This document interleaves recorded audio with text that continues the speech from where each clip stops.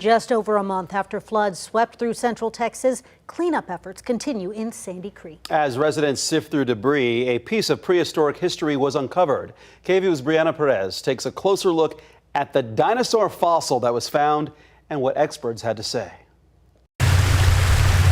As cleanup continues in Sandy Creek, a piece of history was uncovered. So whenever there's any kind of cataclysmic event, floods, things that are very destructive to our human experience, they also are uncovering a lot of new fossils. Matthew Brown, paleontologist at UT Austin, says he was called out to take a closer look. Along Sandy Creek are these three-toed bird-like tracks. Paleontologists came out here to the Sandy Creek area to take a look at the newly uncovered fossils for themselves. And when they got here, they say that they were actually located on private property, making it hard to see. They say that they were covered in vegetation, but once that flood came through, it exposed the new track. So we think that this probably came from a dinosaur like Acrocanthosaurus, which was a big meat-eating theropod dinosaur, so it walked on two legs. It superficially would have looked kind of like a Tyrannosaurus rex, even though those two species lived about 40 million years apart. Brown says this dinosaur lived more than 115 million years ago.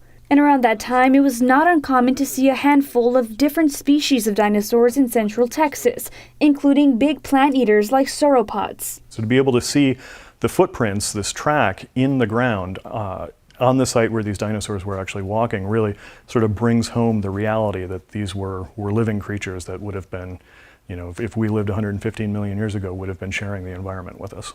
He says next they plan to use drones for aerial photography and laser surface scanners to create 3D replicas to study the area.